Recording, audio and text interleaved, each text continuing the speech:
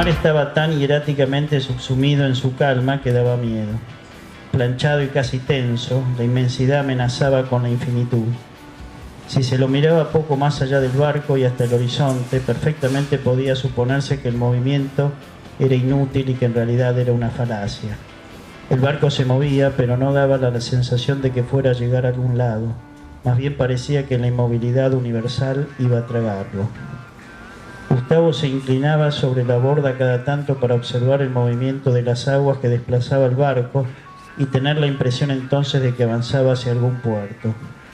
Miraba esa pequeña ola turbulenta y un poco espumosa que se formaba contra las planchas de acero del barco y la angustia disminuía en alguna medida. Se había levantado de la silla que ocupaba hasta hacía un par de minutos justamente para mirar ese correr de las aguas, para certificar el movimiento, ya que sentado, con solo el horizonte a la vista, había llegado a cierta exasperación. Se asomaba y el movimiento de las aguas y el vértigo lo despertaban a la vida. Nunca había visto el mar tan muerto. Había llegado a pensar que algo muy terrible había ocurrido en el mundo y ellos, atravesando el océano, no se habían enterado. Un cataclismo pavoroso, terremoto, volcán o guerra atómica, que había trastocado toda la tierra quizás hacía ya unos días y que el océano lo expresaba de esta extraña manera. Tal vez otros mares estaban furibundos y este había quedado tan laxo por contraposición de efectos. No sabía qué pensar.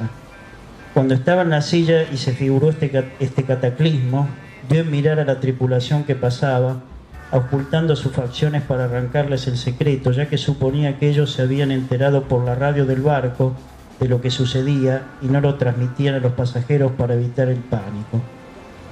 Se inclinaba a creer que había estallado una pavorosa guerra nuclear entre los Estados Unidos y la Unión Soviética y que la Tierra estaba arrasada y tal vez, supuso entre otras cosas, se había movido de su eje o había salido de su trayectoria alrededor del Sol.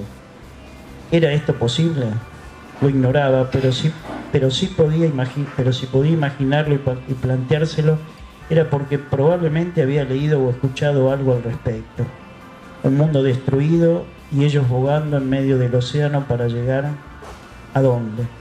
Quizás esta misma noche los reuniesen para informarles que Europa estaba arrasada, que Europa ya no existía. Miraba al mar, loco de quietud, y no creía excederse en lo más mínimo. Hasta se le ocurrían cosas bastante más trágicas. Solo el movimiento de las aguas le devolvería cierta confianza en la continuidad del mundo. Sin embargo, ¿quería esa continuidad del mundo? Cuando había imaginado los cataclismos no había dejado de sentir ciertas esperanzas. Si el mundo ya no era el mismo y la gran desgracia le había hincado los dientes, no tendría que preocuparse demasiado por sus propias desgracias.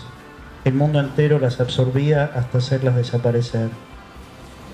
La gran desgracia hasta le haría un favor al no discutirlo de otros millones, al no discernirlo de otros millones de personas. Quizás las diferencias entre los seres humanos quedasen extinguidas gracias a la gran desgracia y los exitosos perdieran su sitial y los desgraciados los igualasen de un solo golpe. Era un consuelo. Por un tiempo, pasados por una especie de rasero comunista, todos se convertirían en iguales. Él era un desgraciado y tuvo la plena conciencia de que el rasero de la igualdad lo vengaba. Se sintió muy inquieto. ¿No sentía acaso el famoso resentimiento de los comunistas? Ahí estaba, podía sentirla en su interior la tentación del comunismo, una de las peores venganzas contra el mundo. Sí, podía caerse. Hasta le parecía fácil caer. Dudó intensamente de sí mismo. ¿No había trabajado para aquel man esos años? ¿No había hecho cosas penosas para él?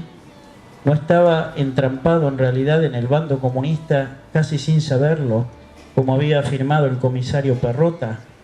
En todo caso estaba al borde del comunismo.